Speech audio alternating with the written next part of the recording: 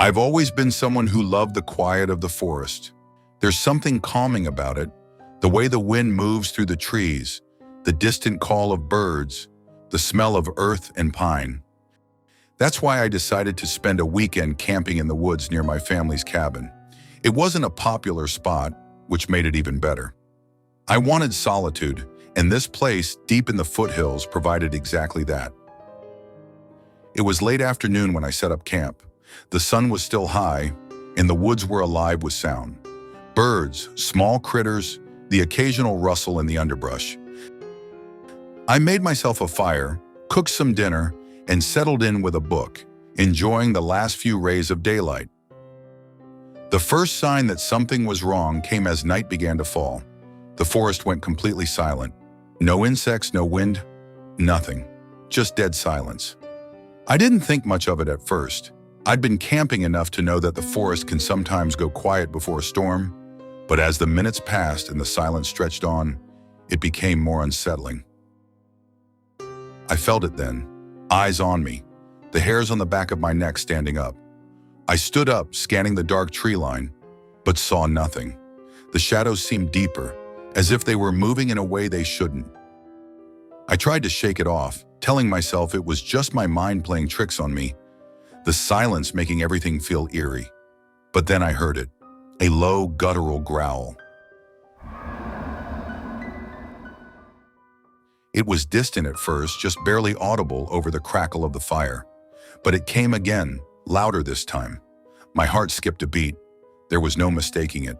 The sound was coming from deeper in the woods, from beyond the trees.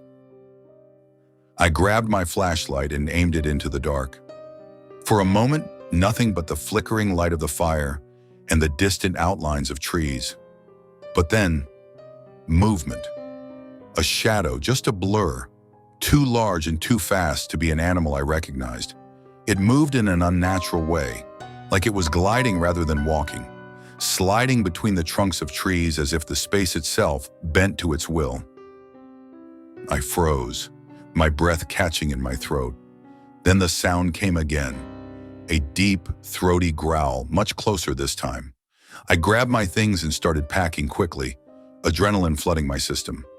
I didn't dare turn my back on the woods, but every time I glanced back, I saw something moving. Too fast to catch clearly, but there. I could hear the branches snapping, the rustling of underbrush as whatever it was drew nearer. It wasn't just watching me, it was following me. I didn't even bother to extinguish the fire. I just ran. The forest seemed to close in around me, the shadows pressing in, making it harder to see. The sounds of pursuit were constant now. Footsteps that weren't quite human. The sound of something heavy moving through the forest, crushing leaves and snapping branches. I don't remember how long I ran. It felt like hours, though it could have been only minutes. All I could think of was getting back to the cabin, back to civilization.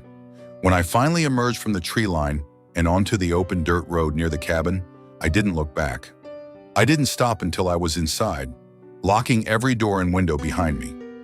I never went back to that spot, and to this day, when I'm in the woods, I hear that growl sometimes, just a whisper in the wind.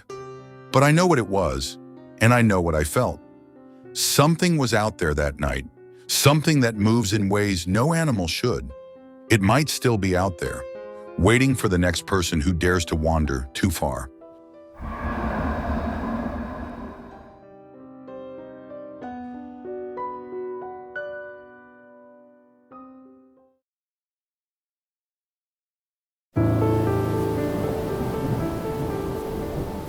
It was late October, and I'd been driving back from visiting a friend who lived 2 towns over. The road was long, winding through stretches of dense forest, the kind of isolation that could make you feel like you were the last person on Earth. The only light came from my headlights, illuminating the asphalt and the occasional reflective flash of an animal's eyes in the underbrush. The drive home from my friend's place always felt a little eerie. It was the kind of road that made you aware of just how alone you were. A narrow 2-lane strip winding through miles of forest. The road was completely empty, not a single car in sight, which was normal for that hour. I didn't mind the solitude. It was something I'd grown used to in our small town, where silence stretched for miles. The first stretch of the drive was uneventful, my car cutting through the darkness with a steady hum. I was focused on the road, the familiar turns etched into my memory from years of driving it. But as I reached a long, straight stretch of asphalt, something caught my attention, a shadow in the sky. At first I thought it was a bird. The area was known for hawks and owls, and they often flew low at night. But this shadow was different. It was larger, its wingspan vast enough to momentarily block out the faint light of the moon. I squinted, trying to get a better look, but it was moving too fast, gliding in and out of the trees with an unnatural grace. My stomach tightened. It didn't feel right. I slowed the car, my headlights catching the glint of the road ahead. The shadow was still there, circling, its movements deliberate. It wasn't soaring like a bird. It was stalking, keeping pace with my car. I rolled down the window slightly, straining to hear over the hum of the engine. But the night was eerily quiet. The usual sounds of crickets and rustling leaves were absent, as if the forest itself had gone still. That's when I saw it. The shadow descended, swooping low enough for my headlights to catch it fully. My breath caught in my throat. It wasn't a bird. It wasn't anything I'd ever seen before. The creature was massive, its wings leathery and bat-like, stretching impossibly wide as it glided over the road. Its body was thin, almost emaciated, and it moved with an unsettling smoothness. But the worst part was its eyes, two glowing red orbs that seemed to burn in the darkness. They locked onto me, and for a moment I felt paralyzed, like those eyes were pulling something out of me. I slowed the car to a crawl, unable to tear my gaze away. The creature hovered for a second, its wings beating slowly, almost lazily, as it loomed just above the road.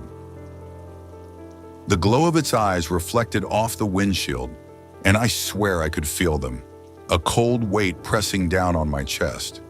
And then, as suddenly as it had appeared, it shot upward, disappearing into the night sky with a rush of wind. I sat there gripping the steering wheel, my heart pounding in my ears.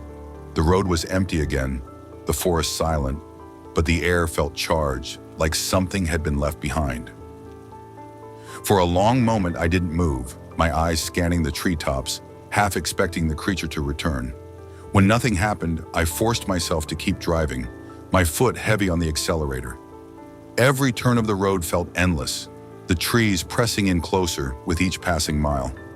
I couldn't shake the feeling that I was being watched, that those glowing eyes were still following me, just out of sight.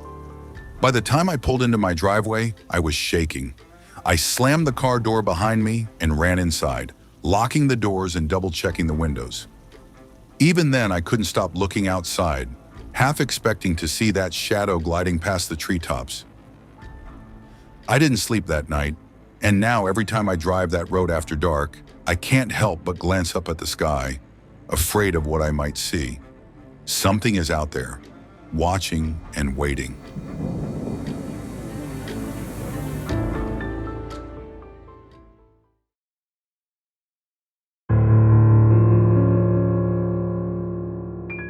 I live in a small town where not much happens. It's the kind of place where the highlight of the week is meeting friends at the local pub and swapping stories over cheap beer. That night had started like any other Friday. My buddies and I spent hours at our usual table, laughing, debating nonsense, and soaking in the faint smell of spilled beer and fried food. By the time I decided to call it a night, the streets were empty, and a biting chill had settled over the town. I took the long way home, the route that cuts through the park. It's quieter there, and I figured the cold air would do me good after the drinks. The old iron bridge, a relic of the town's industrial past, loomed ahead.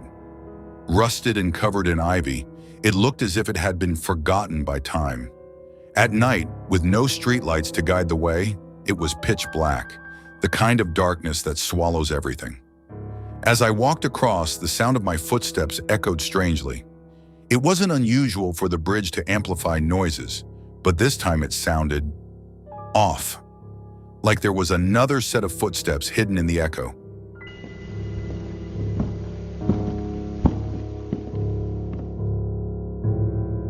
I stopped walking. The sound stopped too.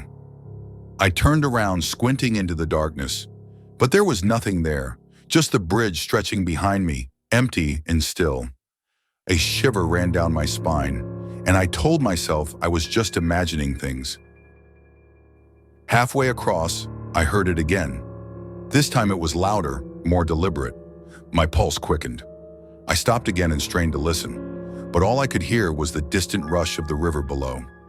Then came another sound, faint at first, like someone breathing through a straw, but it grew louder and wetter, almost like a gargle.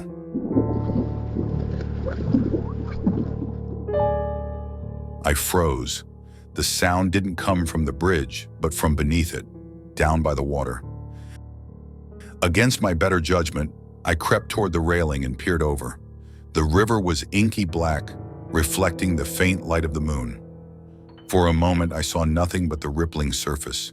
Then something moved. At first, I thought it was just a shadow, a trick of the light. But then I saw it, a shape shifting just beneath the water. It was crawling along the riverbank, its movements jerky and unnatural, like it was struggling to stay upright. My heart pounded as I tried to make sense of what I was seeing. It wasn't human, that much was clear.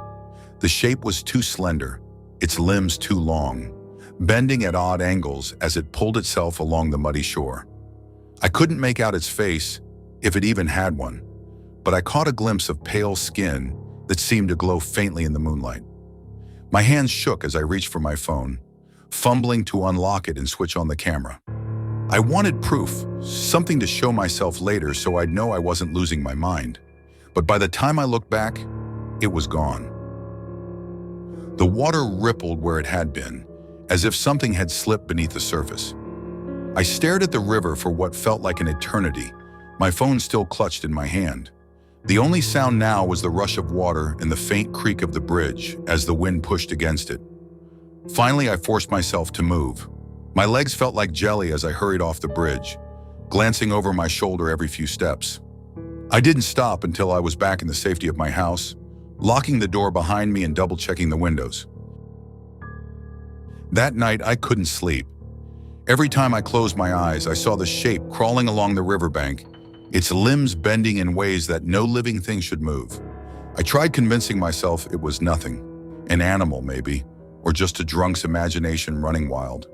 But deep down, I knew better. I haven't taken the bridge since. Even now, weeks later, I can't shake the memory of that low, wet gurgle or the ripples in the water. And sometimes when the town is too quiet and the night too still, I swear I hear it again.